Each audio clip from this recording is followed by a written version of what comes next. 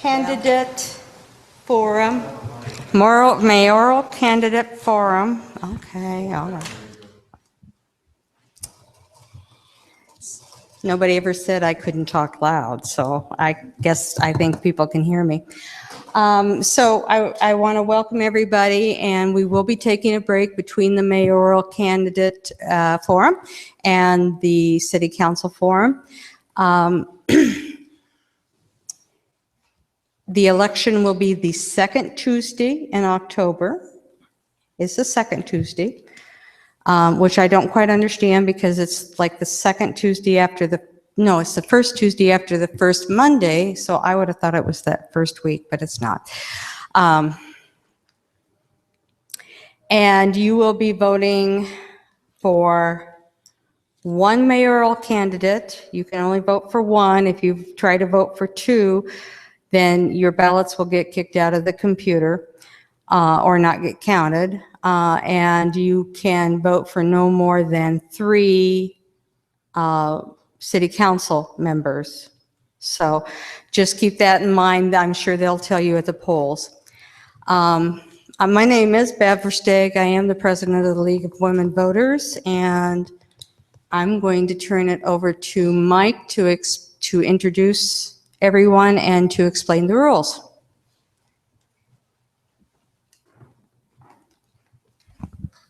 Terrific. Thank you, Beth.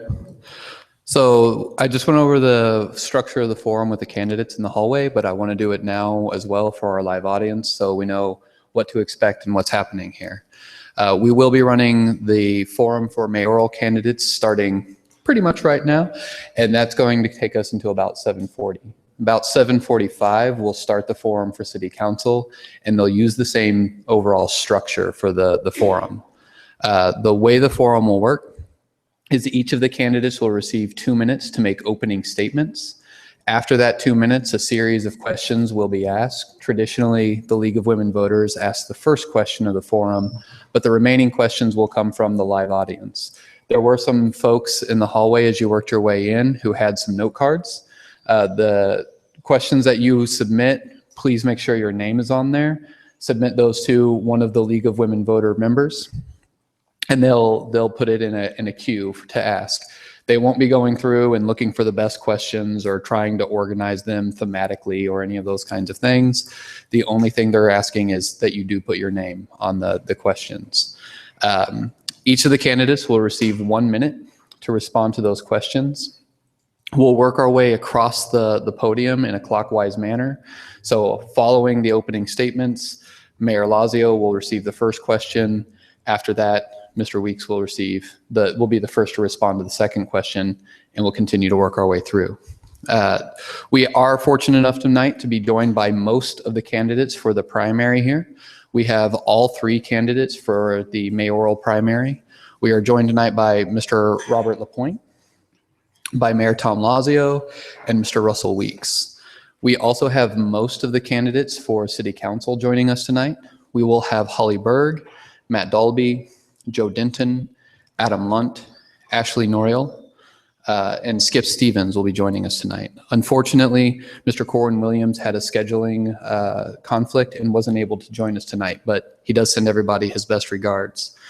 I do ask for right now that if we all could please make sure we have our cell phones on silent or on vibrate so that they're not ringing in the middle of the forum. Before we begin, are there any questions about the structure of the forum from either the candidates or from the audience? We'll do this all over again when it comes time to get ready for the general election. All right, thank you for joining us tonight.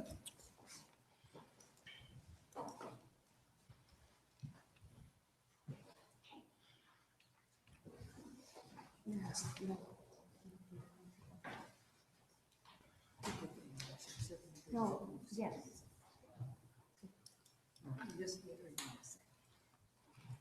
Mr. Lapointe, would you like to start with your opening? Sure. First of all, I'd like to thank the League of Women Voters for holding this forum this evening. I'd like to thank the audience members who have taken time out of their evenings to come and join us this evening. I'd also like to thank those at home who are taking the time to watch this on GoTV and our live streaming audience. Again, my name is Robert Lapointe, and I am running for the office of Mayor of the City of Ottumwa. Some of the things that I've done in the past is I've been a longtime Park Advisory Board member, former Parks Advisory Board member. I was also a member of the Ottumwa Transit Advisory Board. I was chairman of that board. I also am currently a president of the St. Patrick's Parish Council. I also am, my work history, I was a safety trainer at CRST International in Cedar Rapids, Iowa. I was an over-the-road safety trainer, and I was also a driver trainer with CRST at Kirkwood Community College when they were training new drivers at Kirkwood College.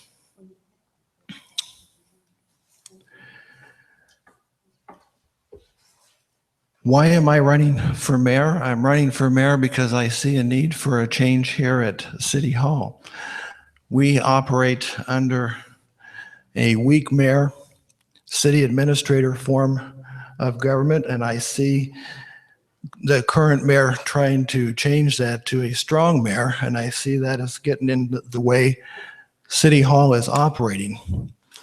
And I think that that is interfering in the way not only that City Hall is operating, but also the way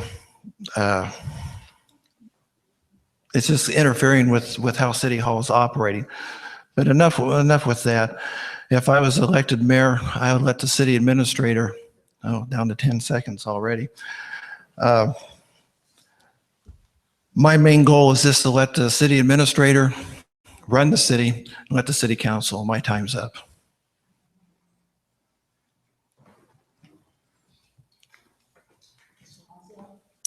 Good evening, and thanks to the League for hosting this, and thanks for coming out tonight.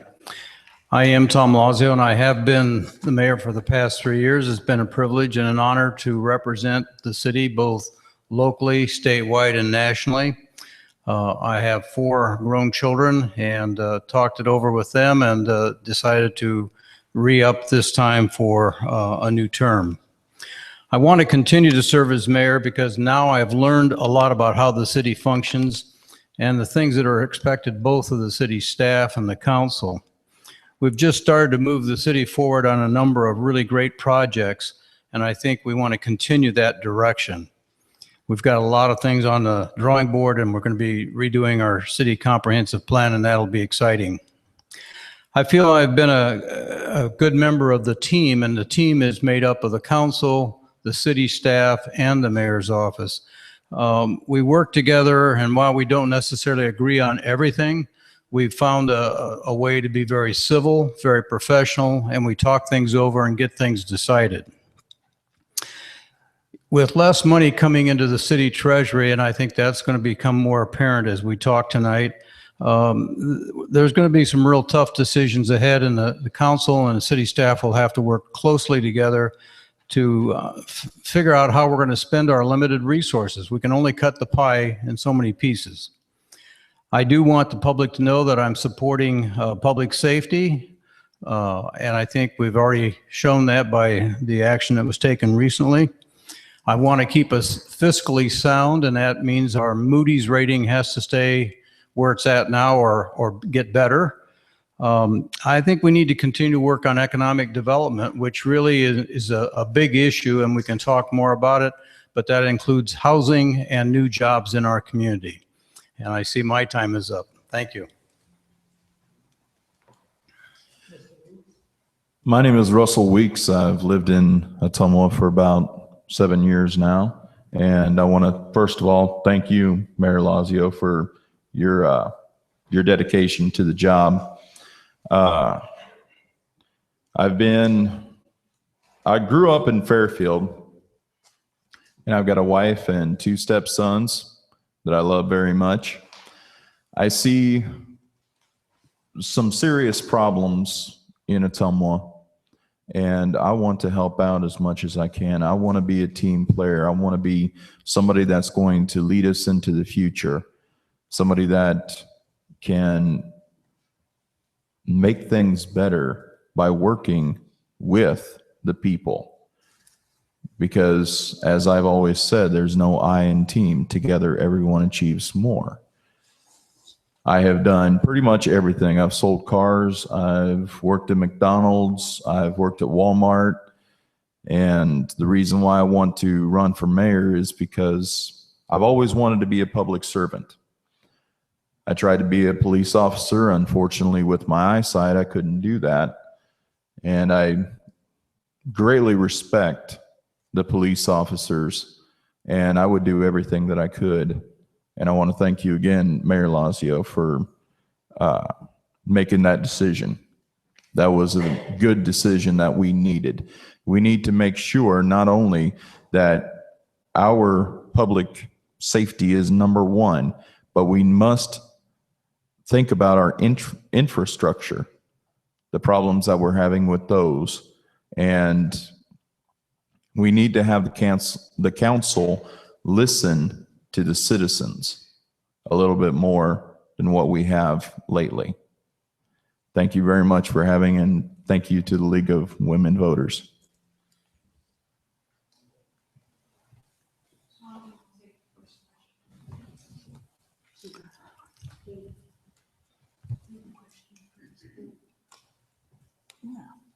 Okay. What did you think I was going to do?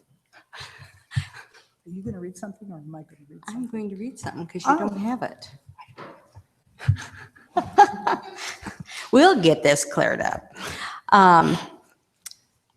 Okay. Ottumwa was a larger city 25 years ago, and I remember that well. It was even larger back before that, and infrastructure was built to serve a larger population. What size population do you believe Ottumwa should plan for in the future in the next 25 years? Do you want me to read that again? No, I'm just thinking about it. Oh, I just had a discussion this week with some people, and we looked up the facts. The largest population in the city of Ottumwa in our history has been 33.5, and that was back a number of years ago. We hear this a lot, that the infrastructure is built for 40 or 50,000. I think when you look at what's possible with both industry, our airport, and some growth around the edge of the city, I think it's conceivable we could get up to 35,000 without much difficulty. Beyond that, I'm not sure unless we see some other changes within the state. There are a lot of factors that come into play with how cities grow and develop these days, and we were just attending a seminar this week in Davenport to talk about growth and economic development. That's going to take a real concerted effort from all of us, city, county, and our civic organizations to achieve, but I think it is possible. Same question. I think that we could support a population of around 35,000. If not, we got up to 38, I would say 38,000. But then we would have to think about the way that the traffic flow is and how we can get from one place to the other as quick as we can. And with the situation that we've had with Market Street, we need to make sure that the people that we contract have the skills that require what needs to be done, not just the lowest price, but a good solid background with a good solid reputation. And I think that we could do it if we just put our minds together. So I would agree a lot with what Mayor Lazio stated. We have the infrastructure, but we need to fix the infrastructure. We have an aging infrastructure, and if we need to attract that ever-evasive employer. You hear the rumor of the Toyota plant. What are we doing to attract that plant? We need to work on our infrastructure so we can attract that evasive plant, so that we can have the living wage job that we're looking for. I'd like to know what we're doing to fix our infrastructure difficulties so that we can attract this evasive plant, so that we can increase our population. The housing, we got a couple of housing developments, and that's going to go a long way to increase our population.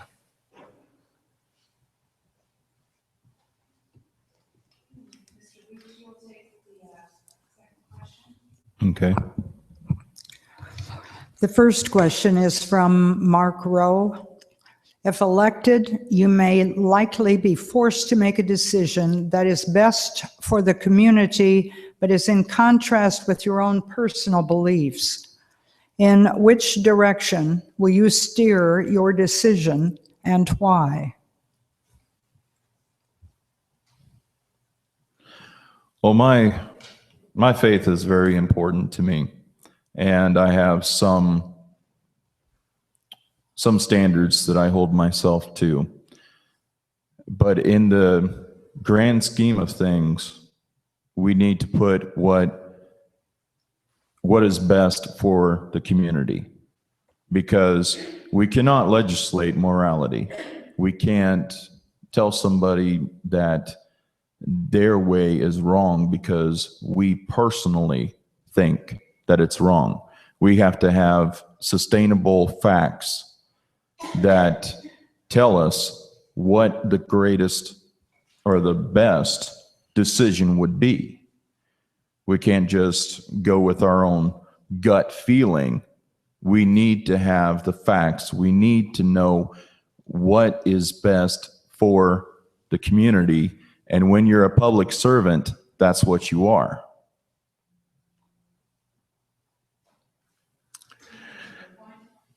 Fortunately or unfortunately, the mayor makes very few decisions. There are some decisions I'm sure that the mayor makes, but a lot of the decisions are made by either the city administrator, because that's what he does. He runs the city, or the city council. Now, with that being said, the mayor has certain powers where he can make decisions. That would be with a veto power. So, with that being said, I would make decisions that I felt would be in the best interest of the community if I was going to use that power. But by and large, most of the decisions are made by the city council and or the city administrator. So the mayor really, in my opinion, makes very few decisions. Would you repeat the question, please? I believe it had something to do about personal belief versus... Right. If elected, you may likely be forced to make a decision that is best for the community, but is in contrast with your own personal beliefs. In which direction will you steer your decision and why? Well, as an elected person, and I would agree, the mayor doesn't make a lot of decisions. The council votes on all the recommendations from all the staff and city people. But I think the personal belief is important, that we have a set of principles, and I believe in being fair, believe in being open-minded. I think it has to be affordable. I think it has to be doable. So I would take into account those factors in making a decision, and I would always do what was in the best interest of this community. That's why I agreed to serve the first time.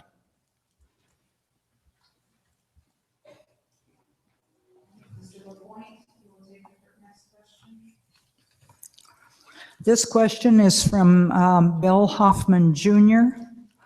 What will you do if the state does not pay the tax backfill that they have promised? Would you like that repeated? Yes, please. What will you do as mayor if the state doesn't pay the tax backfill that they have promised?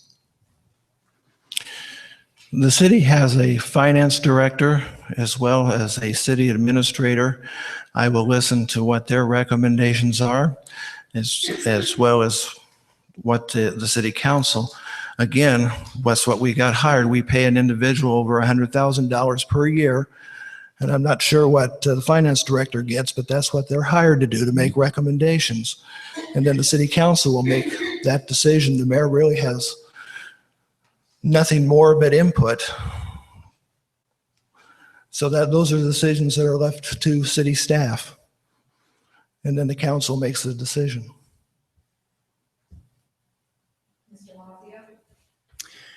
Well, I think backfill is going to be a hot topic this year, and it is something that I've already been working on because it is a legislative issue, both at the state level, but here at City Hall, we've already informed our staff that if there is a cut to backfill, which we expect to be in the hundreds of thousands of dollars, we will have to have a plan to make that up or make some reductions. So I think my leadership would be the thing that I would provide to be sure that we look at every option and every element of our budget and see what we can do. But I was lobbying today with people. I'm active with the Iowa League of Cities, and we're trying to put together a campaign to work with our state legislators to let them know how important it is, not just for the city, for the county and our school districts.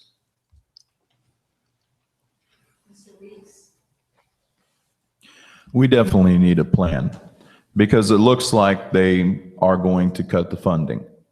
So what do? We have to tighten the purse strings a little bit. We've got to tighten the belt. We've got to see what programs that are working for community development and that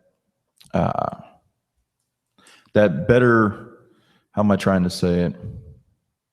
That work best for the family and the community.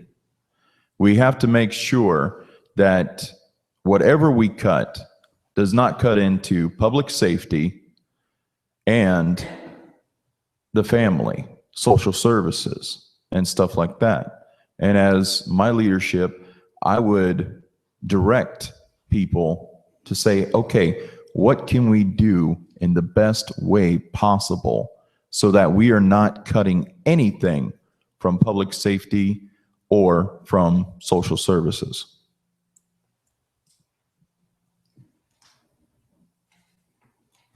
Next question, Mr. Bosio, will take the next question.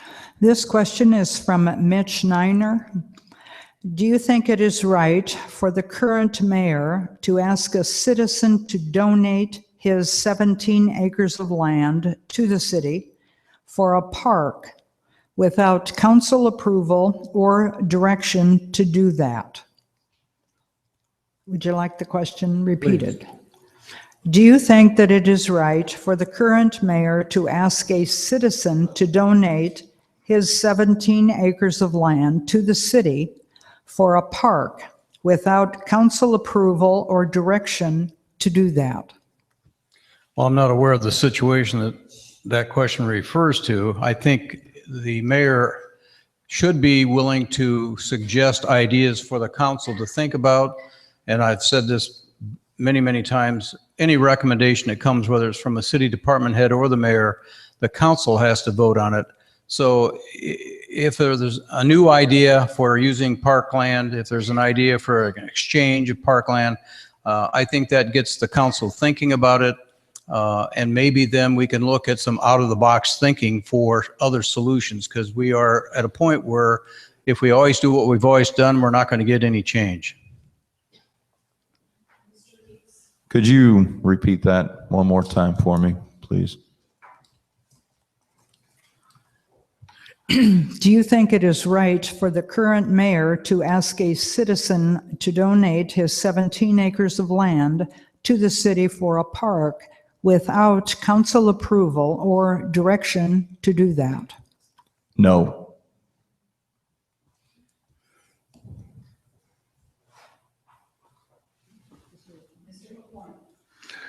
I think that creates a problem because in a way that obligates the city council. I don't think the mayor has the authority to go and negotiate and put the council on the hook. Supposing this individual says sure, and then he expects the city to invest in something they're not prepared to pay for. The city council has to be on board with something before he does something. Another instance is when the mayor went to the school board and says, we'll trade, or let's trade part of Wildwood Park for part of where Pickwick School used to be without talking to members of council or even some members of staff. I think that before he does any type of negotiating, he needs to at least alert staff or even members of city council, because when he does that, they don't know what he's talking about. So the mayor needs, before he does stuff, especially in this form of government, when he has no power to do so. Next question, Mr. Reese. This question is from David McKinsey. What are your plans and qualifications for mayor that will continue moving Ottumwa forward?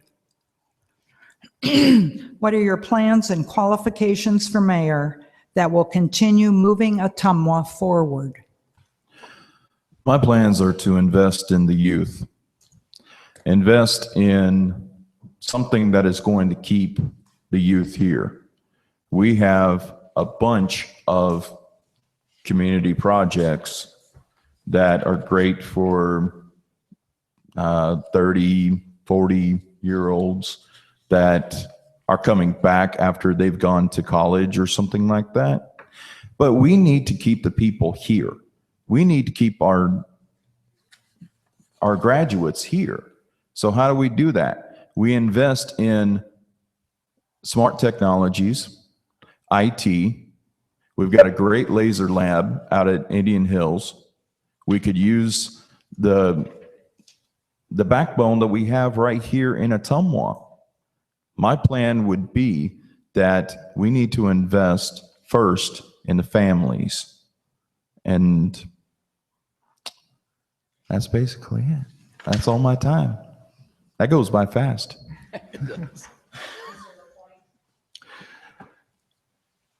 Can you repeat the question just so I'm clear?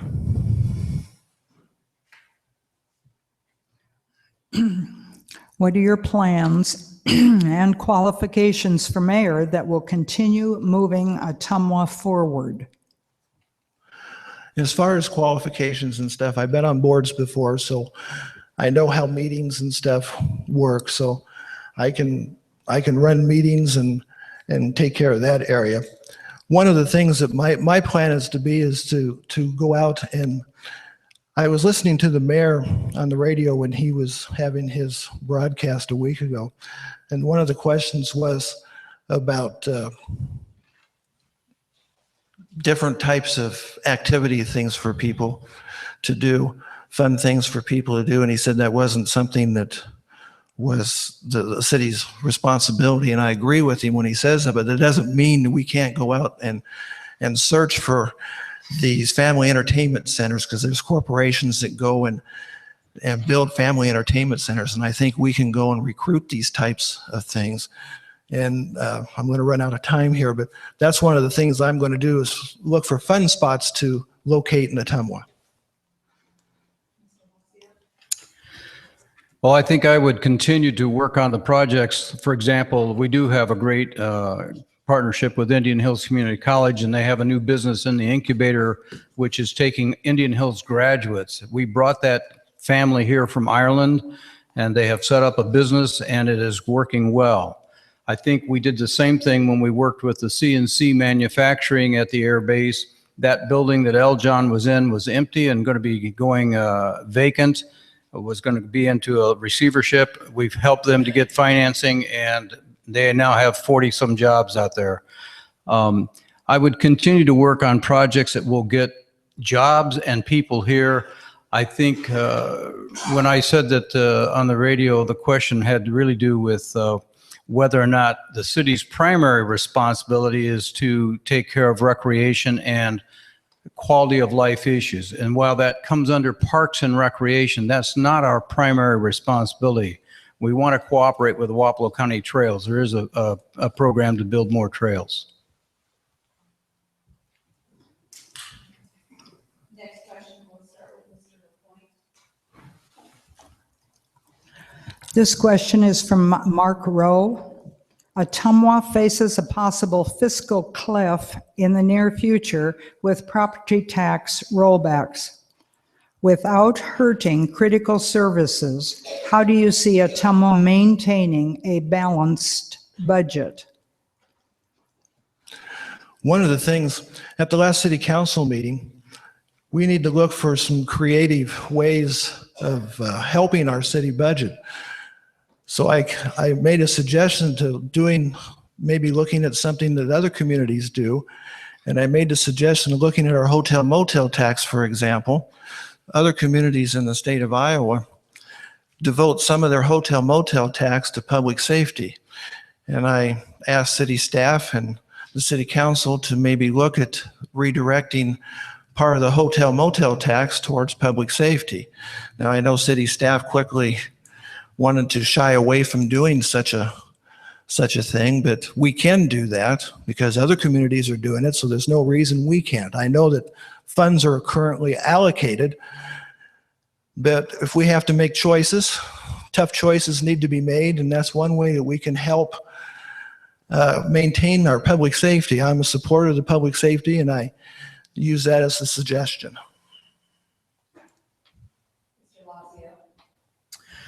Well, I think we're going to, because we're required by state law to have a balanced budget, and the rollback is a big part of that. I would certainly depend on our city finance department. Bob Jay and Christy McDowell do a great job for keeping us advised of the budget and what's going on. I think we'll have to make some tough choices. I don't agree with using hotel motel tax for public safety. I think that's why it's called hotel motels, for recreation and other things. I think we'll have to make very carefully long-range considered plans how this will impact the community down the road if we get those cuts.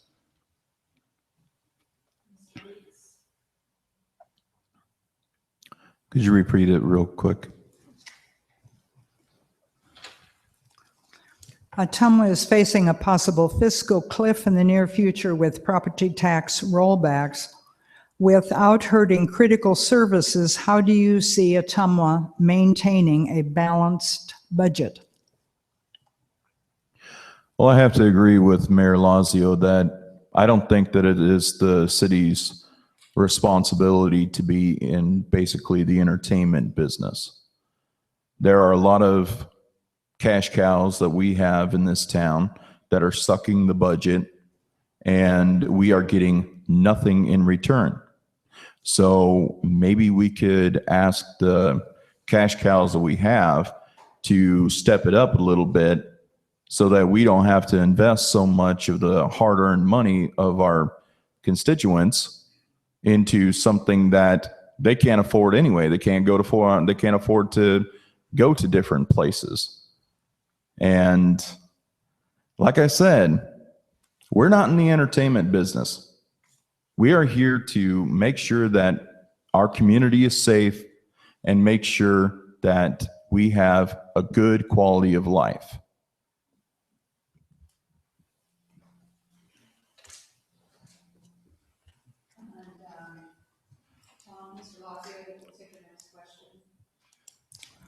This question is from John Smith.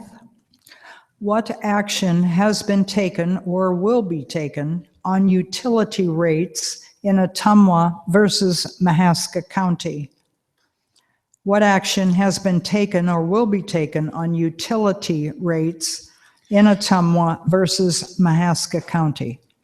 Well, there's been no action taken because it's not something we have any control over. One of the things that citizens have to understand is that's why we have an Iowa Utility Board. They make that decision. That's a state process. I wish we had some options. I really do. But that's why it's important to stay current with what's going on around the state. We do talk to people. We were visiting with Alliant Energy today in Davenport. Our rates are higher. It's not fair, but we don't have a choice of who we get to have for our utility providers between Mid-America and Alliant. And so going 30 miles up the road, they do have lower rates. That's something we have no way to change unless the legislature or the Iowa Utility Board grants that.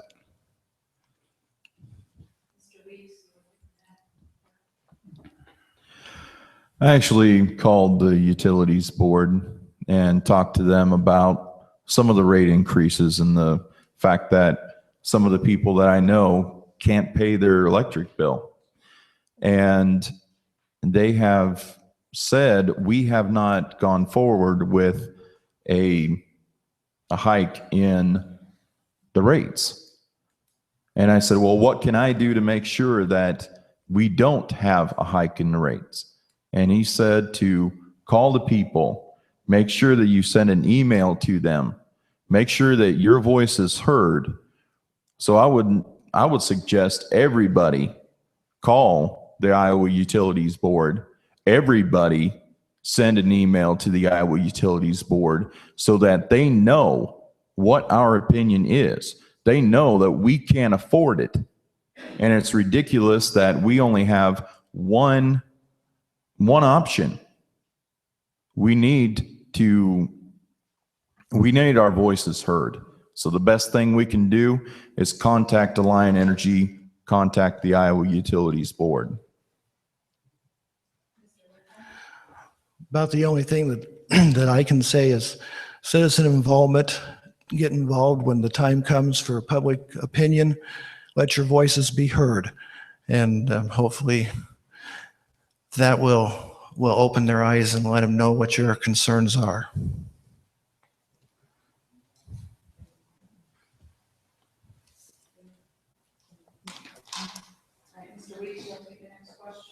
Okay.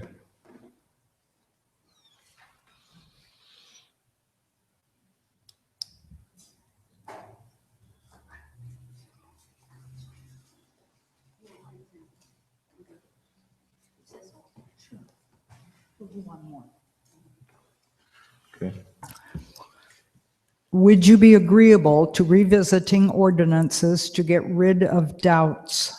This question is from Mike Lapointe. Oh, excuse me. Would you be agreeable to revisiting ordinances to get rid of doubles? Is that correct? Okay. I'm not familiar with that term, doubles.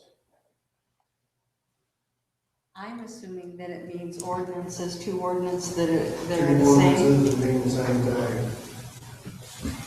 Well, yes, we should. I mean, if we have one that's worded differently, then somebody can be cited on something that was different than the previous one. We need to go over our codes every now and then. We need to update them. We need to make sure that we're not doubling up or doubling down on ordinances. We need to make the best use of the council's time and the best use of our public, making sure that there is a good transparency for our public. We need to look at those.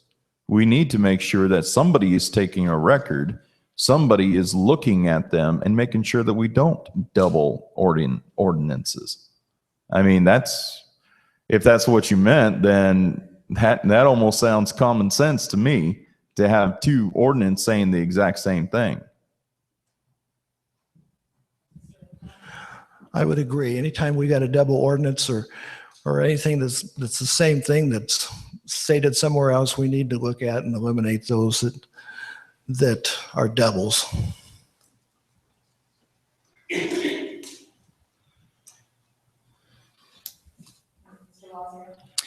Well, your current council has already done that because we just authorized the recodification of our entire city code, which will be done by a professional firm. And they look at any time that there is duplication or confusion about a specific topic. They will present that rewrite to the city clerk, who is legally responsible for that, first of all, and then that will go to the council for a vote. So we'll have a chance to review that entire rewrite of the code. And I think for the citizens' knowledge, it is online. You can look at it now. So we are transparent and it's public information. You're eligible to read it any time. If you see something, notify somebody in the city, because we don't catch everything. I remember this winter when we had an issue about snow removal. We found 3 places that snow removal was mentioned. When we got our city department heads together, we clarified that and we gave them a direction and a new policy, and that solved the problem. But we have to change the entire code to do that.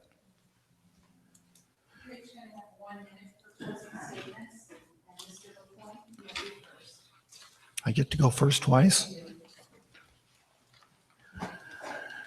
Well, you heard a lot of questions tonight, and you've heard the answers. I am a candidate who wants to return the power back to the city administrator's office. If you want a full-time mayor, then we need to hold that discussion. If you like paying a city administrator over $100,000 and letting a man that's only paid $9,000 do his job for him, then I guess you reelect the guy who's currently sitting in the mayor's office. We have an excellent city administrator, and I think it's time we let him do his job. Everybody wants to bring high-paying jobs back to the city of Ottumwa. Everybody wants to continue the streets and sewers projects. That's what everybody says. I'll work with the city council and continue that program. So I would just ask you, I think it's a week from Tuesday, to consider me and send me on to the general election. Well, I think my commitment to this community is obvious. I did not have to run the first time or the second time. I think we have some good things going on I'd like to see continued. I do have 3 years of experience now that I can put to good use. I think I'm a good listener. I'm fair-minded. I look for solutions to solve problems. I think I can work with any group in the community, and I've demonstrated that by working with everything from the Chamber to Main Street to Economic Development to our Convention and Visitors Bureau, as well as business and industry. I think we have had some great events here in the community, and I'd like to see more of those kinds of things happen so that our citizens can have some quality of life issues. But the city can't do everything. We've got to have more partnerships, more public-private partnerships. As far as working with the city administrator, Mr. Morris and I visit almost every day, and we talk over how we can help each other. He has 200 and some employees he's responsible for. I often attend meetings on his behalf and do things that help him with his job at his request. I think I can continue to move the city in a direction that'll be positive, and I'd like to have you vote on October 10th.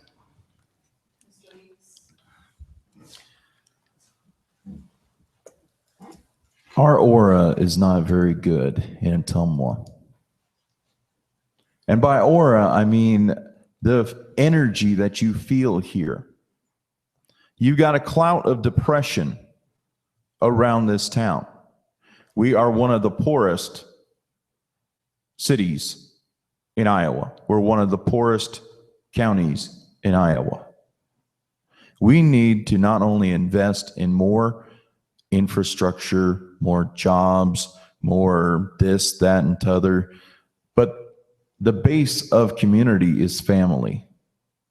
And we need to invest in our families, because without getting that positive aura back, we're not going to go very far.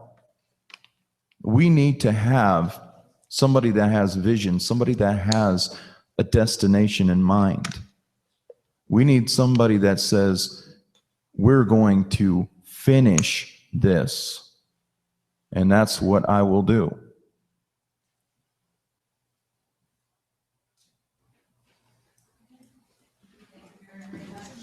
Thank you. We're going to take just a real short break. I don't want you to leave the room, but you can stand up. And I'm going to talk to you while we do that, because the people in the background are going to be switching out things. And yes, the city council people, come on up. City council people, come on up.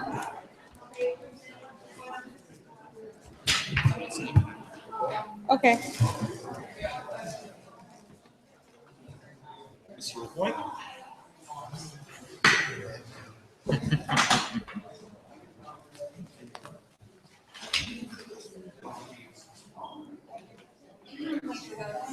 Thank you.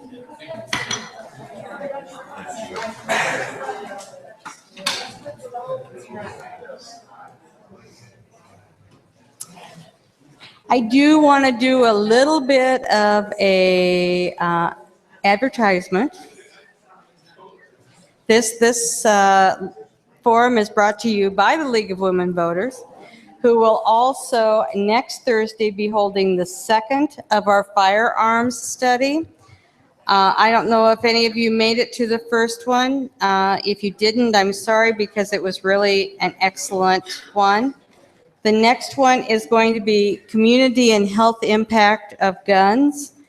Mike McDonough is going to be talking about the community impact of carrying weapons and the law enforcement perspective. And we have Christine Doyle, who is a nurse practitioner, a pediatric nurse practitioner, the healthcare impact. And then our last meeting will be in November, and that will be the business and shooting sports and how the laws have affected them or not affected them. We had a really, I thought, a fairly good turnout, and a lot of good questions, a lot of good information about the new law, some things I obviously didn't know. And it is down at the Railroad Clubhouse by the depot. It will start at 7 o'clock, and the depot is, well, everybody knows where the depot is. The Railroad Clubhouse is that little brick building. I don't know which direction it is, but it's right next door. To the west? East. It's either east or west. I don't know.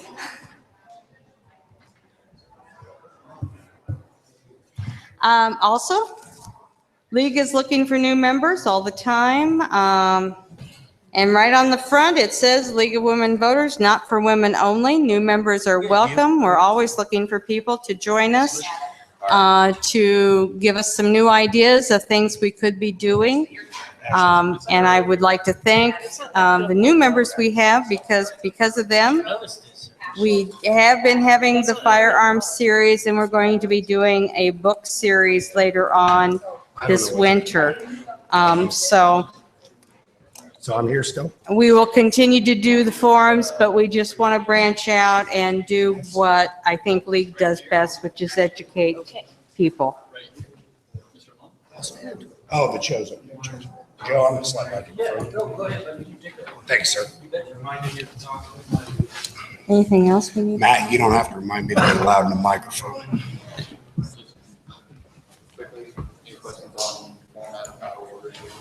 No, sir.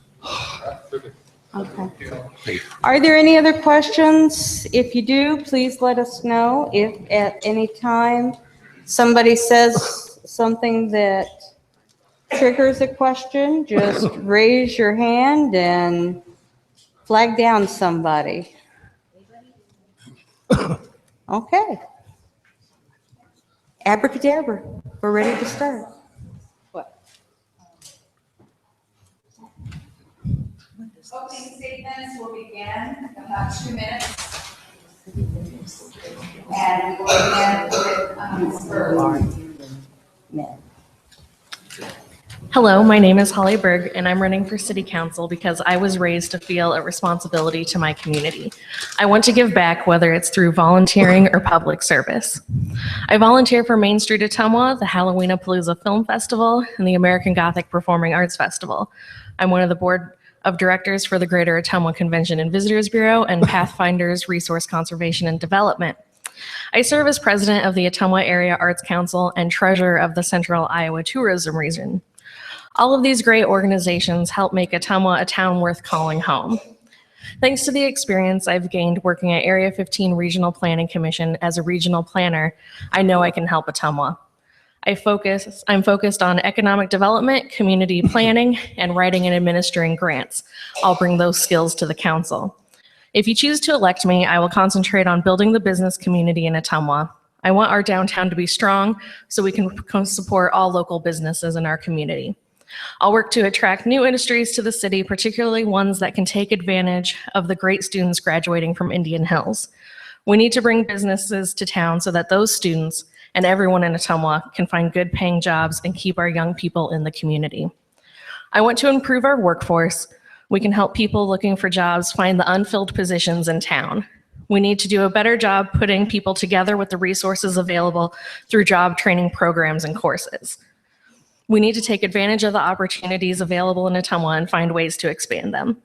We need to improve our housing, make it more affordable and better quality. I want to help the people improve their homes by connecting residents to programs in place to assist them when they're in need of house repairs, as well as bring house developers in who will create better housing that we need for our community. I also support public safety. Our police and fire departments must be adequately staffed. In addition to protecting our residents, public safety supports economic growth and vitality in our community. Thank you. Well, first of all, I want to say thank you to all those who came out tonight to attend this forum. It isn't every evening we spend time here we get to see the council chambers full, so it's nice to see people wanting to participate in their government. I've been privileged to and honored to be your council member for the last 4 years, and I think we've seen a lot of change in Ottumwa. For those of you who don't know me, my name is Matt Dalby. I was born and raised here in Ottumwa, and I've lived here all my life. I graduated from Ottumwa High School in 1996. And shortly after that, I was employed by John Deere Ottumwa Works as an assembler. And this January, I'll be coming up on my 20-year anniversary. My wife, Melanie, and I married in 2004. She is a teacher in the Ottumwa School District. And we had 2 lovely kids, Spencer, who's 8, and Sully, who is almost 4. And you know, when I ran the first time for city council, my kids were my motivation. You know, all of a sudden when you have kids, your goals change, your priorities change, and the vision you have for your community changes because they're ultimately now a part of it. And so that focus still remains. And coupled with that, I think we've seen the progress that Ottumwa has made over the last 4 years. You know, I don't buy into all the negativity out there that we are desperate. We're a desperate city. I don't buy into the fact that we haven't moved in a different direction. And I think we're seeing a more open council. We're seeing things get done. Organizations step up and do, you know, downtown parties. So we're changing the whole atmosphere here, and I think it's for the better. You know, I want Ottumwa to transform into a city that is steadily growing. You know, recruiting industry, it has not been easy to do, and it's by baby steps. And so I'd like the opportunity to continue that and hopefully have your support on October 10th. And thank you. Yeah, my name's Joe Denton. For people who don't know me, I was born in Clarksville, Tennessee. I moved here when I was 10 years old. I've been here ever since. I've worked at Excel. I've worked at McDonald's. I've worked at Floors and More, and now I'm currently employed with Winger Mechanical. I'm a Local 33 member, and I have been for 22 years. I've been a union steward for 10 years, and I also carry a professional's license where I can give you your CEU credits at down at our hall. I would like to see the communication between the working people and the city council open a lot more. As I go out and I talk to people, I hear people tell me that they need to talk to the, you know, they're trying to get a hold of people and trying to find out things and they're not getting their answers. So I'm going to bring in a lot of hard work, and I keep on wanting going on. I got 2 sons. I got one that's 20 and I have one that's 18. And I would like to see better jobs in Ottumwa. So thank you. Good evening. My name is Adam Lunt. For those of you out there that don't know me, I graduated in 2002 from Ottumwa High School. I married my wife. I met her in 2007 here in Ottumwa. We got married in 2014. And we now have a daughter who was born in 2015, Kennedy. And to be quite honest with you, that girl is my main motivation for doing everything I do in my life. I've decided to run for city council. Over the last 4 to 6 years, I would say that our current administration has been doing a fantastic job. If you came into our town 20 years ago, there was definitely, like was stated with in the mayoral forum, it had a negative aura. There was a lot of things that people saw in our community that didn't look great. And I think our current administration, council, mayor, everyone alike, has been doing a phenomenal job up to this point of growing the downtown, with the facade project going through, with the apartments downtown going through, all of the upkeep, the infrastructure improvements, the road improvements. This is just something we need to see through, and we need to see this continue to go forward. In addition, last week, Tuesday at the council meeting, with the voting for the public safety push, we got our budgeted firemen back in. It's very critical to our community. We got the 3 police officers we need. We're getting our staff levels up to where they need to be. We're making drastic improvements, and I just don't want to see that stop. I am the director of operations for a company here in town. I understand how to balance a P&L report. I understand things need done, but the money has to be there for it. And the primary way we can get the money into our community is if we increase the economic vitality of our town by presenting our community as an atmosphere that makes companies want to come in and build here. That's only going to increase our tax base without individually putting the increased tax burden on any one citizen. Thank you. Thank you. My name is Ashley Norrell, and I'd like to begin with thanking the League of Women Voters for holding this forum tonight. I know I found it instrumental for informing me as I voted for school board, as it is the one place where all candidates can address the same issues next to each other. And although the job in front of us is serious, I hope we are able to have a little bit of fun tonight. I'm running for city council because there's work to be done, and I feel like I am qualified to do that work.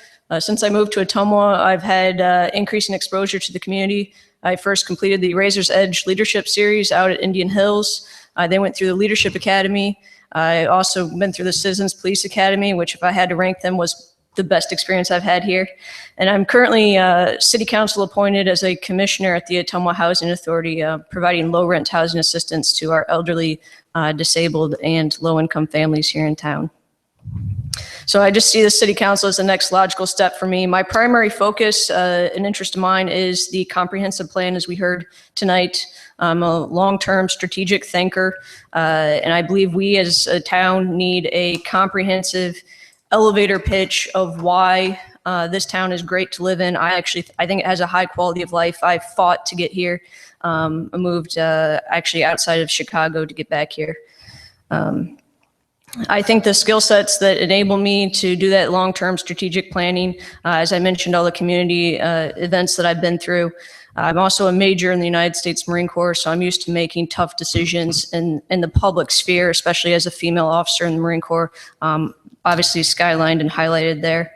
And as an example of selfless leadership, again, something I picked up from the Marine Corps, bringing to the community.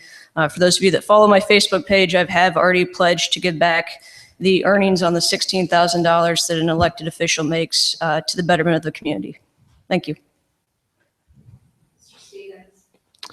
Thank you to the league once again. I'm Skip Stevens. My wife in Alberta and I have lived in Ottumwa all of our lives, and we have 2 children, Christine and Neil Starks of Houston, Texas, and a son, Kurt, and his wife, Shelley of Ottumwa, and they have 4 sons, so we're grandparents 4 times. The oldest one's being 17 years old, and that's part of the reason why I want to see Ottumwa improve is because of the young people, as someone stated before. If you don't know, I worked for the city for over 45 years, so I have a real good insight of what it takes to run the city. I think I've been a good communicator. I think we have worked, all council members have worked very well with Mayor Lazio and City Administrator Andy Morris. And I worked in several different departments, those being wastewater, public works, engineering for 21 years, and I was public works superintendent for 11 years. I am for keeping our essential services funded, which we just recently done. And I will actively seek in a positive way to help developers and business to locate in our city. And I think this last 5-6 years, we've seen more going on than I can remember seeing in the past 20 years or more. I would like to continue to be a part of that. And I'll put my 45 years experience to work for you. Thank you. First question is by Mr. Dalby.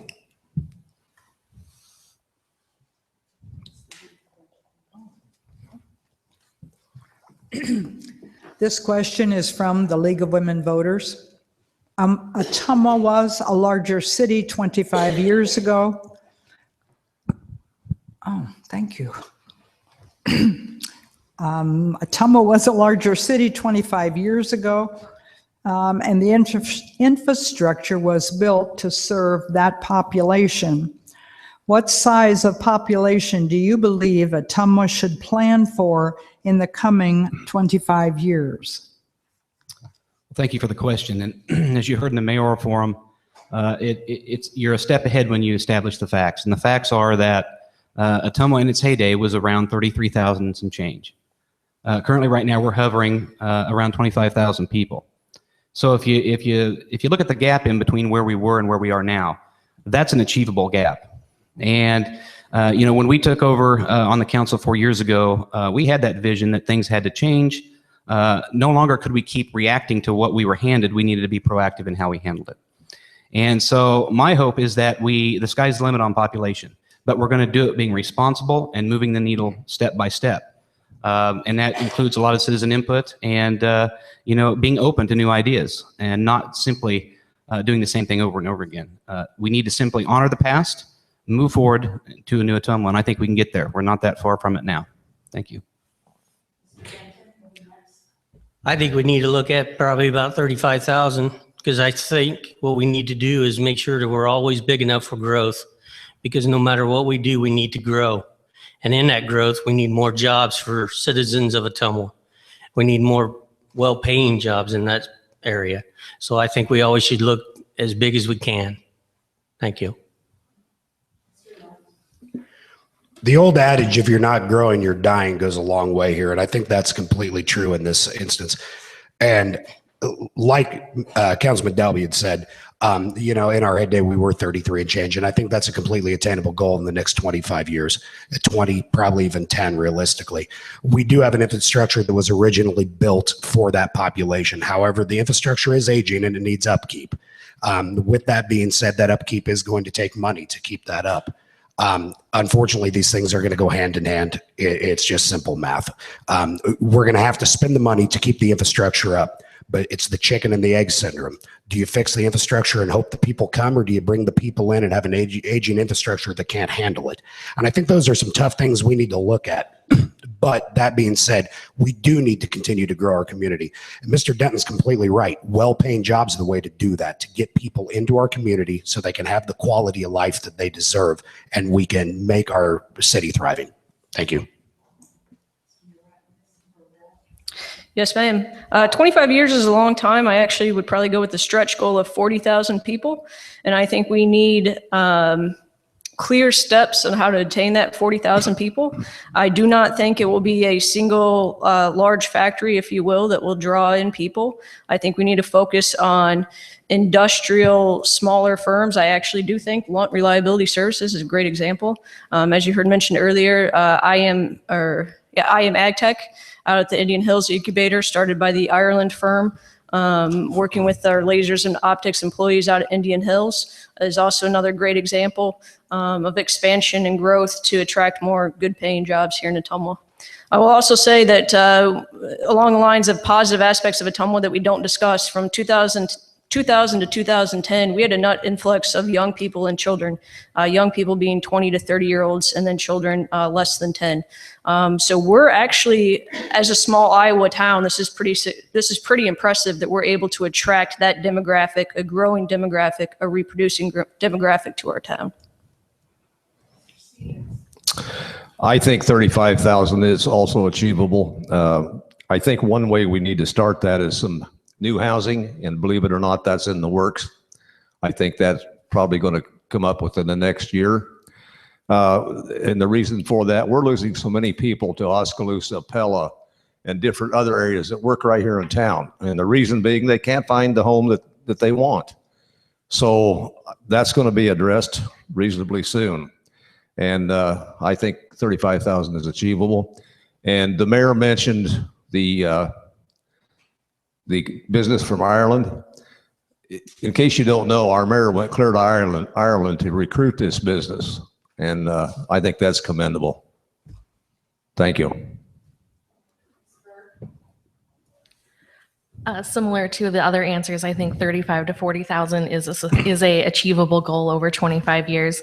In the comprehensive planning that should be coming up, I think we can really look at moving ourselves in that direction through continuing our infrastructure improvements that we've been doing. This new the sewers, the water lines, the road developments, all those things that we're working on now, continuing those so that we are equipped and ready for those new community members. And housing, of course, is another one. Both single family and apartment units are needed in our community for the people that are coming in to live and work here. And quality of life initiatives are so important. We had that influx of new, younger populations. We need to work to retain them in our community by making sure they have education and jobs available to them when they are here, to keep them both enjoying living here and having opportunities for jobs. The second question will begin with Mr. Jin. This question is from Rick McClure. Do you support veterans' preference as a criteria for hiring any city staff, from department heads to grunt labor? Do you want that repeated? Yes, please, one more time. Do you support veterans' preference as a criteria for hiring any city staff, from department heads to grunt labor? No, I do not.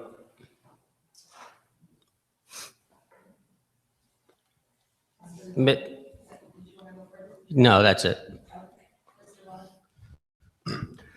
I believe the veteran's preference should always be taken into account, but I do also believe that if the individual, regardless of the veteran's stance, if they're qualified for the position and they're equally qualified to the person next to them, I believe veterans should be given preference, because the veterans have given their lives for our everything, for not just our community, but our state, our country.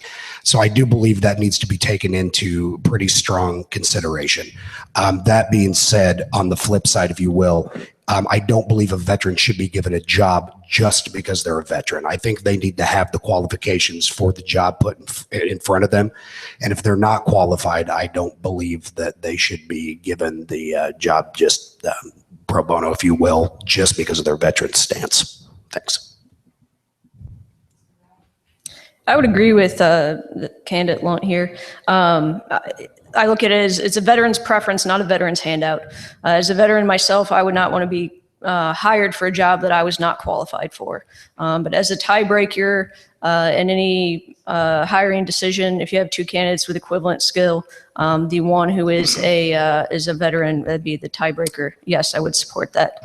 I was earlier this week. One of the other community organizations I'm involved with, I'm the second vice commander at the Legion here in town on Main Street. And I was out at Iowa Works meeting regarding home base Iowa. In the 10-county Indian Hills region, there are 4 counties that have already signed up. Here at the city, we've already done our proclamation for it, and then the county has also done their proclamation, so it's a good example of teamwork.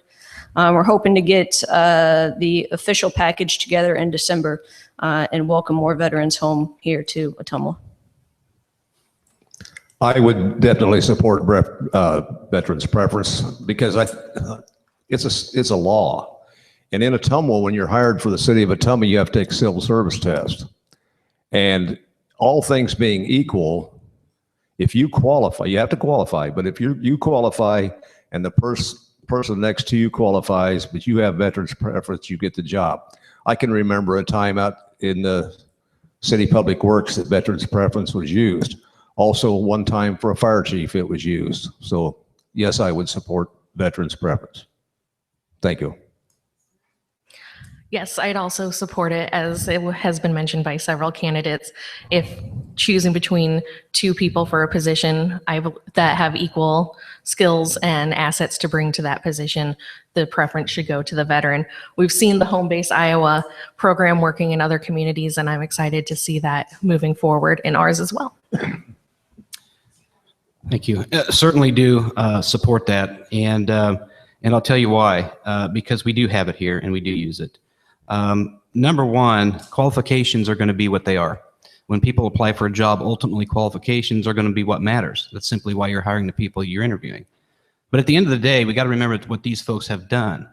Not only have they served their country, they put their lives on hold to serve their country. They could have been pursuing their career. They could have been pursuing, college quicker to get to that career. They put that on hold to pay service to our country. And so I think that should ultimately be afforded to them the privilege or the advantage of their for doing that for the country. So I absolutely do support it, and we do it. Yes. The next question will begin with Mr. Lunt. This question is from Mike Lapointe. Why do you support temp workers for the city when you say you are union men? Why do you support temp workers for the city when you say you are union men?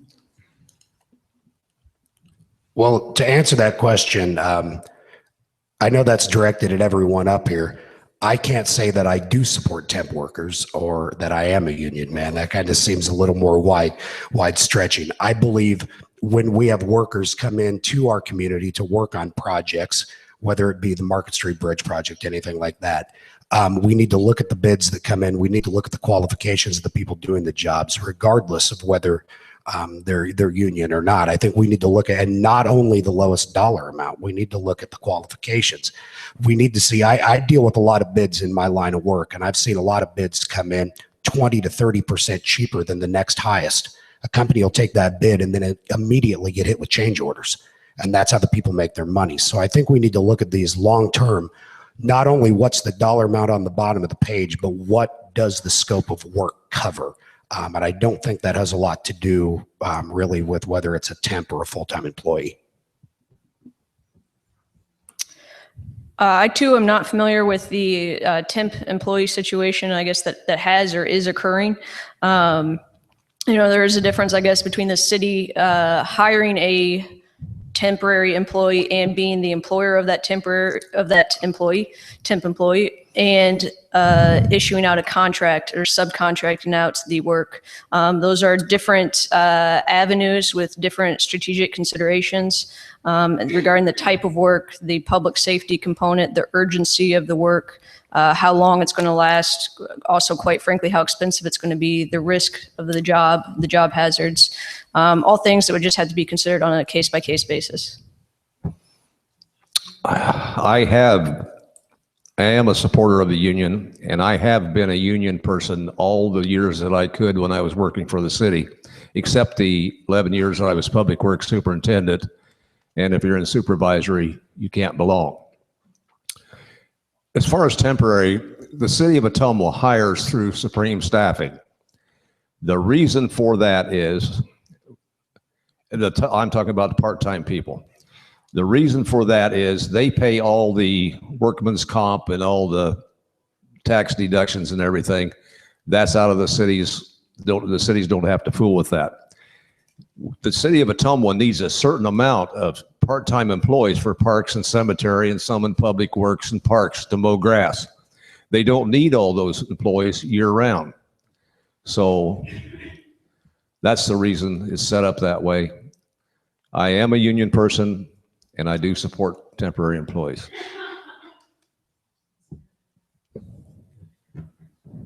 I think it's definitely a case-by-case basis on what the type of job is and what the needs are for our community, what abilities we have in-house to tackle the jobs that we're looking at. Like Skip just mentioned, seasonal jobs sometimes are seasonal. Maybe it's something that we can't control inside the city, someone who has something to do full-time year-round.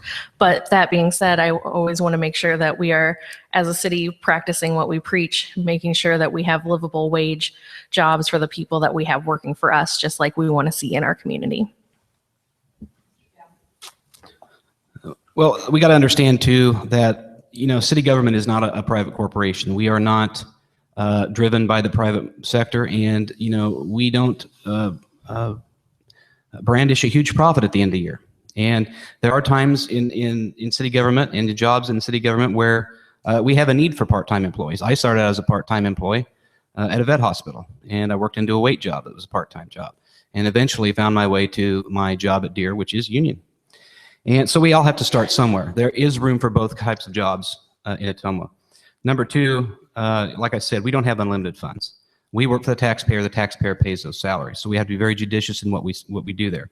And third of all, the city of Ottumwa has used and does look to use the probationary temp employee as a prospect for a full-time employee. That's, one of the things that city human resources looks at. Are they a good employee for 6 months? Well, if they are, maybe we should think about hiring when an opening comes up. The problem with that is, unfortunately, that I found out from other things, those employees do not become qualified. Thank you. Unfortunately, we're living in a state that is under the law of right to work state. So therefore, we can't really, govern the temp of workers that we have out there. But all in all, given jobs, if those people go and do those jobs, those temporary jobs, and we continue on, they continue on, and they learn that job and they get qualified for that job, they could be the future of that job. So, and all in all, I'd have to say I'd support that. But like I said, we live in a right to work state.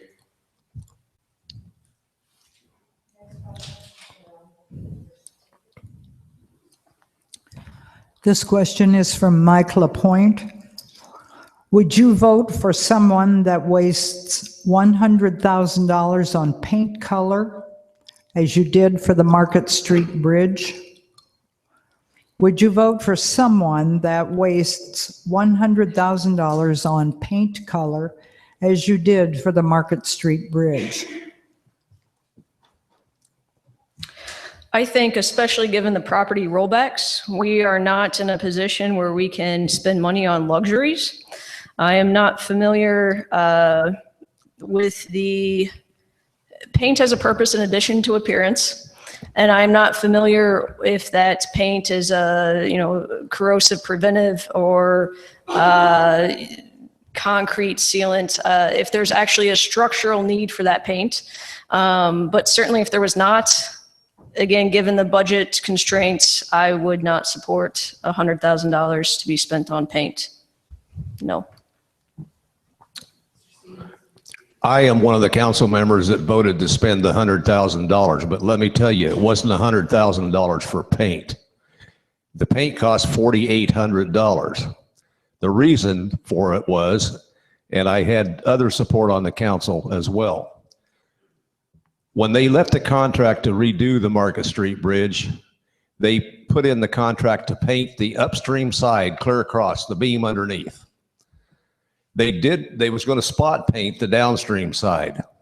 And our argument was if you buy a new car, you wouldn't buy it with one side painted and the other side not painted. We felt it was the best thing to do to spend the $4,800 and buy some paint.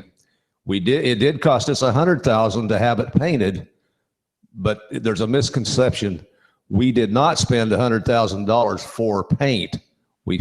We spent it to paint the other side of the bridge. It wasn't in the contract. Thank you.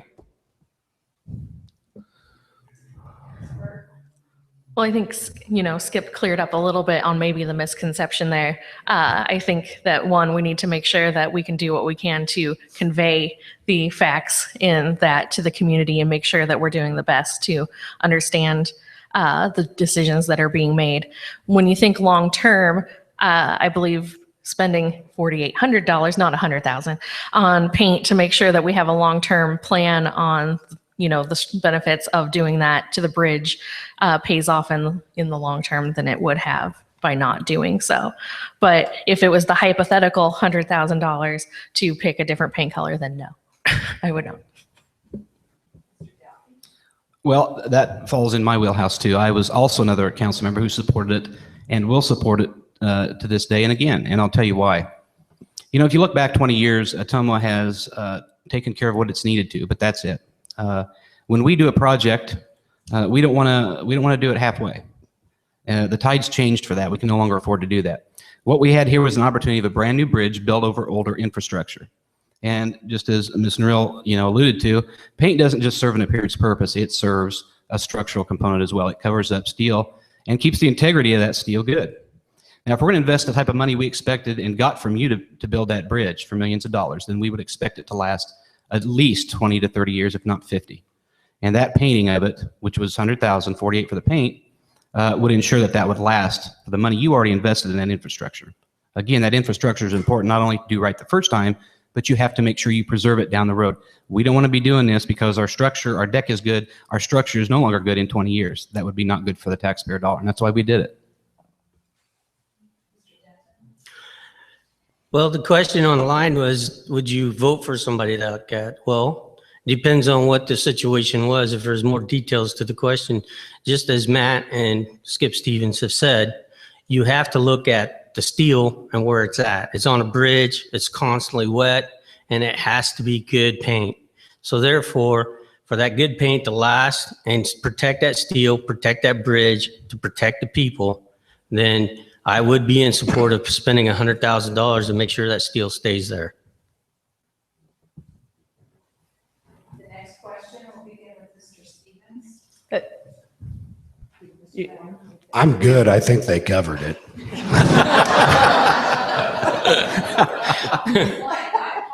No, that's okay. I think Joe pretty much nailed it here, so I'm just going to leave it in this.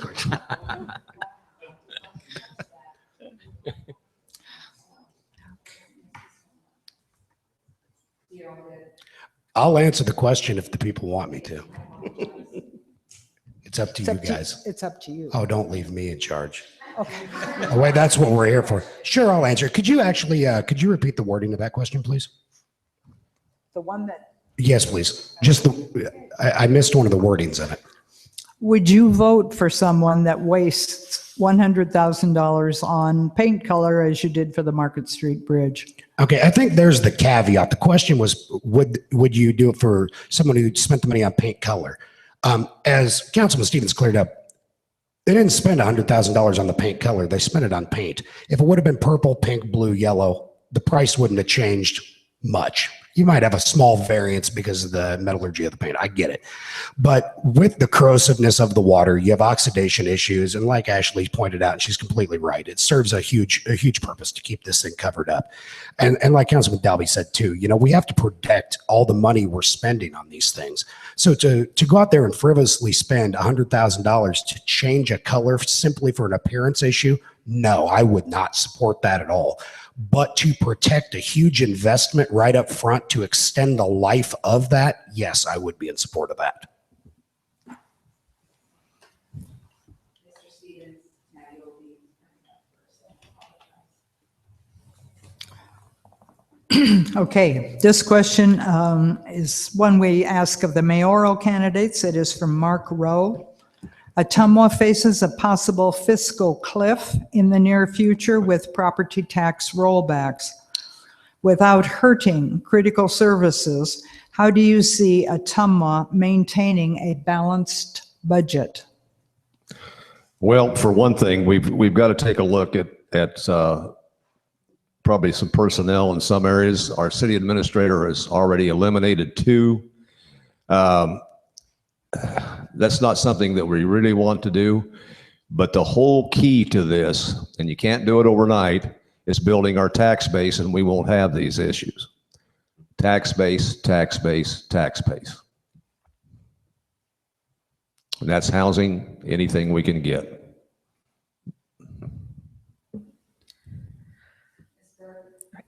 So we definitely will have some difficult decisions to make coming up with things that are unfortunately out of our hands in terms of our budgeting. I think there's several things we need to do, including we've done a good job, I think, as a city already locating grant revenue to help offset some of the costs for our infrastructure and other projects. I think we can do more in that, work with our partners to find outside funding to maybe keep up some of the services and some of the work that we've been doing that we might not have as much city funding for. And again, like Skip said, improving our tax base. We see our downtown revitalization projects bringing in more revenue for our city. You know, in 2010, we had about $625,000 in what the 300 block of East Main Street was valued at. This year, it's over 1 million. If we continue doing those projects, building up our tax base, bringing in more revenue, finding more outside funding, can do a lot to offset some of the hard things that we're going to have to face. Mr. Dalby? Well, certainly there are going to be some issues coming up with funding. However, first, let's not blow them out of proportion. We are required by the state to balance the budget. But the first thing we have to do is understand how much we're going to be short. And, it could be anywhere from $300,000 to $400,000. Next thing we have to do is prioritize what's important to the city and the people. What do people constantly tell us is important? What do we have to do to maintain our critical core city functions? And once we figure out that list, then you have to set limits on what you can do. A good council will set reserve ratio limits, which means that the amount of total debt that you incur, you have a certain percentage of that ready to be paid off in your general fund. This council has been proactive and has already set those at 17%. We're currently hovering around 21%. So we've set up the scenario where we have some adjustment and wiggle room there. And it's important to make sure you set those goals and limits and stick to them. And I think it's a sign of a good council, a fiscally responsible council that knows when the money's not coming in, adjustments will have to be made. We have made 2 adjustments in city staff, and we'll continue to look at things like subsidy limits and others. Yeah, I'm a little disadvantaged right now because the 3 candidates before me answered those questions very fine. But I feel that this way, if you're having tax issues and you need more revenue, we need more jobs in this town. Let's roll our sleeves up. Let's get busy, get the community involved, and let's get out there and find some work for people. Because if we get more work for people with higher paying jobs, then we can turn around and be able to handle our budget as best as we can. Thank you. Well, first and foremost, and I thank Councilman Dalby for clearing up how short we were actually going to be. First and foremost, we have to look at this and we have to weigh this out versus what we're spending versus what we're bringing in. And once we figure out exactly how short we're going to be, we have to either cut spending by that much, we need to increase our tax base by that number, or a combination thereof. I don't believe that cutting the spending is necessarily the first thing we should look at. I think, just like Skip said, and he's completely right, we need to work on our tax base. 2 ways to increase a tax base is you have to increase the percentage of the money coming in. Well, you can do that by either raising everybody's taxes individually by a percentage or increase the pool you're pulling out of. And I don't think anybody wants their individual taxes to raise. I know I don't. So if we can just increase the base size that we're pulling from, the numbers will follow and we can keep the percentages where they are. Thank you. So as Councilman Dalby already mentioned, a balanced budget is required by law, and I'm sure we'll adhere to that law, as I personally prefer purple as opposed to orange. And to do so, I will rely on our experts. We have a city administrator, the finance director, doing their best to try to balance that budget. I think Holly also mentioned one of our best venues for increasing our tax bases through grants, bring in money from outside, invest in those properties, increase the tax base, and increase the revenue. I think a actually unique skill set I could bring to the council is my last year in the Marine Corps. I was a budget officer for all of 3rd Marine Aircraft Wing, which is all aircraft on the west coast of the United States. And I had a budget of $720 million for one fiscal year. So I'm familiar with government accounting and the limitations, how you can and cannot move money between buckets and the time restrictions. So I think that'd be an asset I could bring to the council.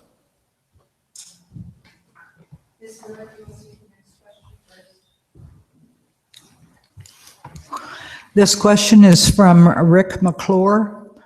Regarding a push for a casino in Ottumwa, the majority of Ottumwans object to a casino in our town. Too much crime and ruined lives. Your views, please.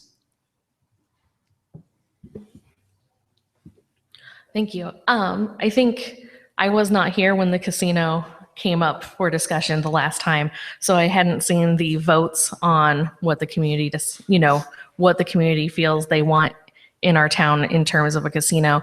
I think it would be worth investigating again to see what the wants of our community are.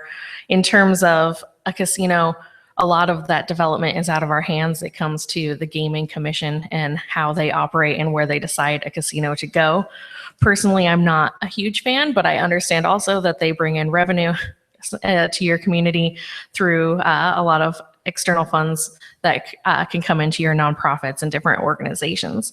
I think if it was something we were going to investigate in our community, I might be open to a boutique style casino that we've seen in other communities where it's smaller. It's not quite the huge thing that you see like in Osceola, but something that could still bring in revenue, but not have maybe as many side effects of those detrimental effects you sometimes see with casinos.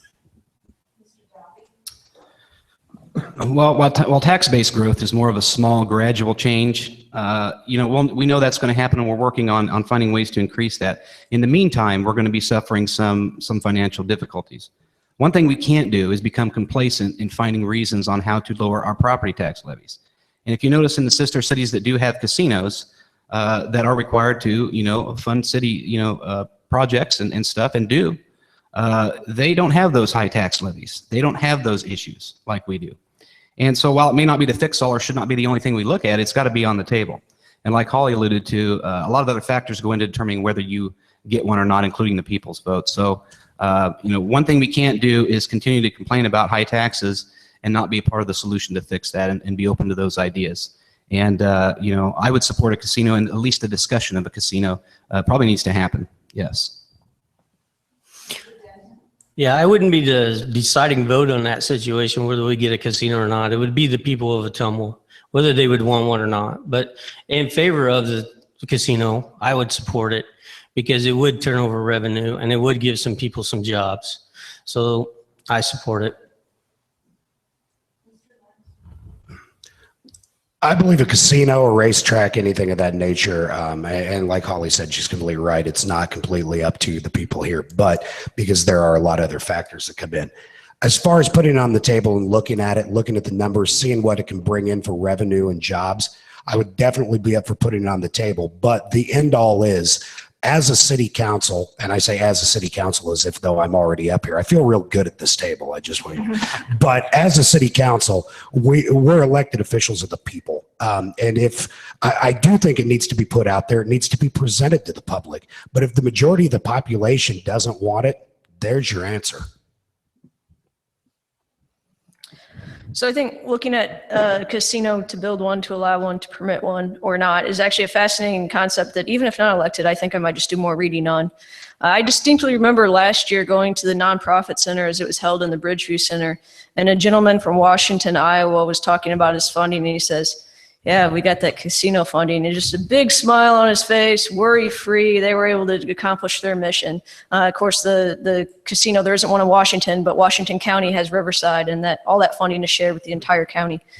So there's certainly, just from a nonprofit perspective, that when you look at increasing the tax base, the development that would have. We haven't mentioned the jobs yet, but that is obviously a benefit of the casino. And then you also hear horror stories of communities that would love to get rid of their casino, but they can't suffer the financial burden that would be to lose that to that income. So it's one that, like I said, I'm fascinated by and looking forward to learning more. I don't have strong convictions either way at this time. The last time that we were trying to get a casino, if I remember correctly, the citizens of Ottumwa voted 62% in favor. And as we all know, we didn't get that casino. It went to Riverside, where those folks voted it down, and the University of Iowa opposed it because it was close to them. They got it. It seems to me like they weren't going to give us a casino no matter what, but that's beside the point. But yes, I would favor a casino. I know there are downsides to it, but everyone is creates their own destiny, and you just got to discipline yourself. It's like anything else. I would support a casino.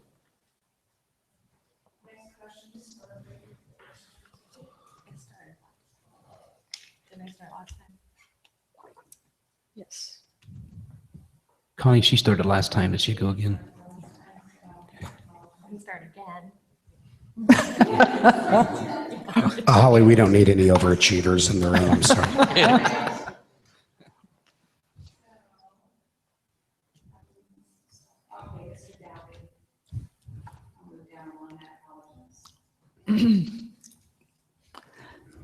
This question is from Sharon Meyer.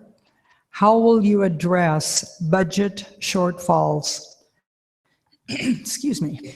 How will you address budget shortfalls? Well, that's a good question. That seems to keep coming up, and we know it's a real issue. Like I said, number one, understanding what those shortfalls are and what to expect well in advance of the time to having those protections in place is important, and I think we're doing that. We're being very proactive identifying those.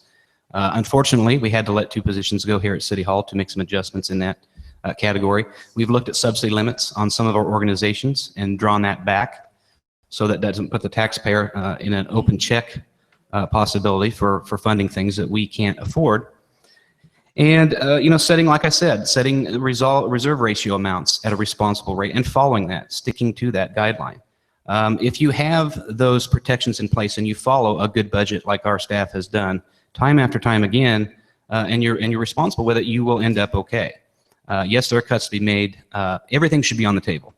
And if you don't put everything on the table, you can't find out where all your inefficiencies are. And so we're doing that currently now. That's a good question. You always got to be ahead of the game. You always got to be paying attention to what's going on and what's coming down. So therefore, you always got to be ready and willing and able. So when you step up into this chair and you sit up here as a city councilman, you have to be ready to do your job and continue on and make sure the budget stays where we need it and keep ahead of the game. Thank you. Well, with any problem that you're going to come across, the first step is identifying the problem and figuring out exactly what you're up against. Once we determine what that is, then the decisions can be made how we're going to address the issue. Now, with budget shortfalls, I would say probably the primary, for sure, the primary goal would be, once again, going back to increasing our tax base, whether that be with jobs, housing, industry, whatever it may be. If we can build that tax base up, it's going to help us out enormously. And with our budget in the long run, with the city and with all the things we need, well, whether it be infrastructure, public safety, whatnot, because all these things are important. And that's why I'm not in favor of initially going to the table on anything and saying, okay, let's start cutting things, because even though it may not affect me or you, it might affect them. So we need to look at those things. Let's not go, not saying that that's off the table as any option, but it shouldn't be our initial go-to. Yes, I'll go back to something I'd said earlier, relying on the experts. Again, we have a city administrator and a finance director who can inform us of their best course of action from the day-to-day. They have a full-time job and can look at this and advise accordingly. I think, my fellow commissioners on the Housing Authority can attest to the fact that I'm very good at answering questions and analyzing data in budgets to question that expertise that does come from those two if something feels amiss. And then after that, it's just setting your priorities and tightening the belt where you can tighten the belt. I would say too that we can't. I have this fear sometimes of Ottumwa as like a ship that's so busy bailing water, nobody's on the bridge trying to find out what port we're going to and deciding where to go. We can't sacrifice our long-term goals and where we need to be to get to 35,000 people as a population just to try to stay afloat today. Having experience in that when I was public works superintendent, there was a couple of times when we had an extremely bad winter. We had a set budget for fighting snow and ice. We went over that budget, and the city administrator went to him and he told the finance director, you take 50,000 out of the reserve fund and keep this operation going. We can't let the city be tied up. We did that. Having said that, then the next year our snow budget was done on an average. We took a look the next year and we upped that average just a little bit to cover that in case it happened again, so we would have a bumper there. And you make adjustments is what I'm trying to say. Thank you. I believe that we need to try to be as proactive as possible and not reactionary when we're looking at our budget shortfalls, because it sounds terrifying, when you think about it. But I think if we plan ahead, try to identify first what our shortfall would be to know where we need to go from there, trying to find out what supplemental sources we can get for things that we think we might not have enough funding for, whether it be grants or other partnerships. And of course, checking for efficiencies, what improvements can be found, increasing our tax base again as much as we can to try to alleviate those shortfalls are important. At my job at Area 15 Regional Planning, I do a lot of finding those sources of funding for cities. It's something that I do a lot for our communities across our region and something that I think would assist on being on the council.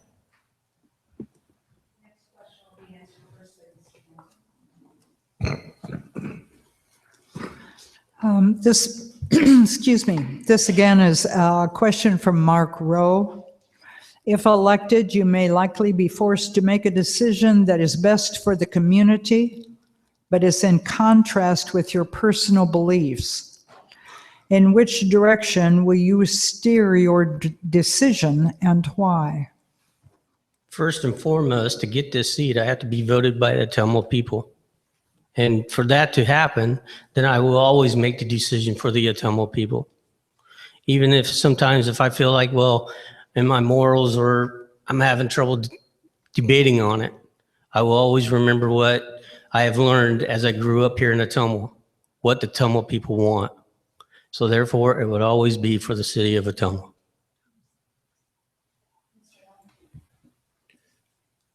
Mr. Denton's completely right. As elected officials, it is our job to be a voice for the people, not a voice for ourselves. That being said, there's laws we have to fall within. There's regulations we have to fall within.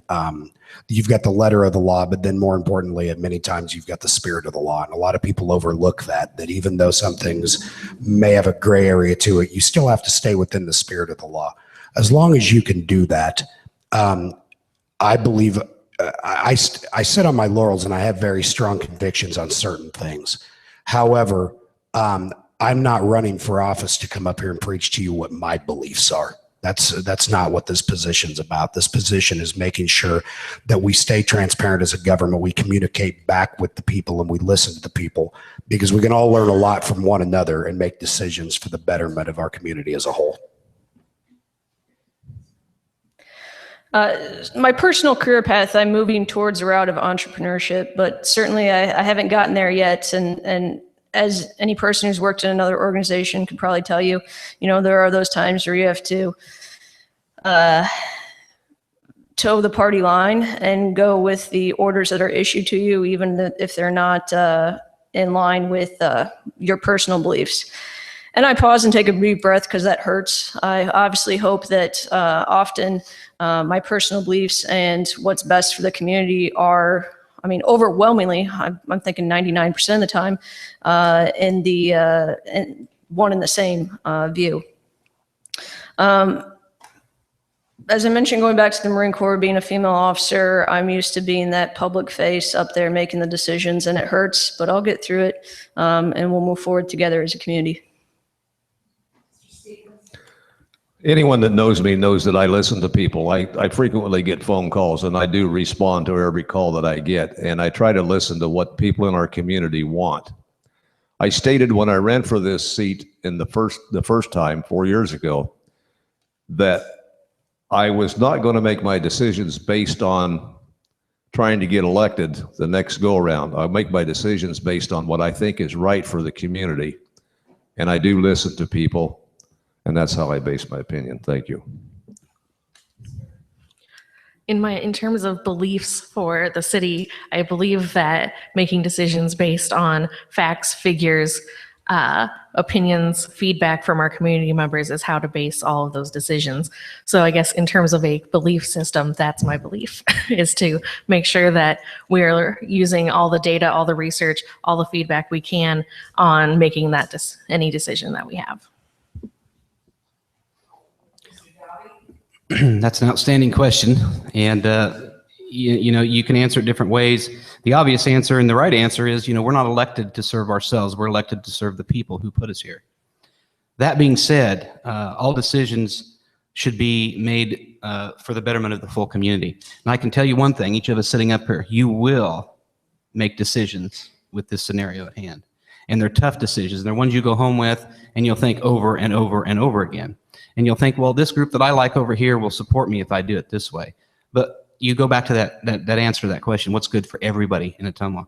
And turn it around even more so, and you'll be faced with other decisions, like you have a group of people, even the majority at some point, will want to do something that would put the city at risk financially. You go back to your core responsibilities as a council member. You have to keep the core city services functioning, public safety. You have to be fiscally responsible and keep your city on a path to sustainability. Those are all questions that you have to wrestle in each and every decision you make. It's tough. We have no more questions, so we'll move over to your 1 minute closing. We'll start with closing with Mr. Lunt. I see you truly. If they say you save the best for last, that's got to be true because you made me go first. I appreciate that.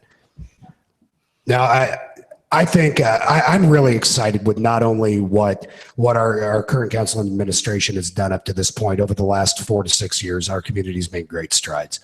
And I tip my hat to you, Councilman Dalby, Councilman Stevens. You guys are doing a fantastic job, and please keep up the good work.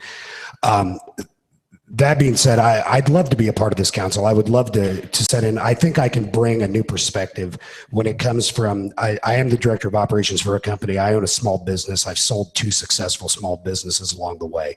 I understand how budgets work. I'm able to think outside the box, excuse me, and I always make decisions based on facts and data. I never let my gut or emotions get in the way. Thank you everyone for coming tonight.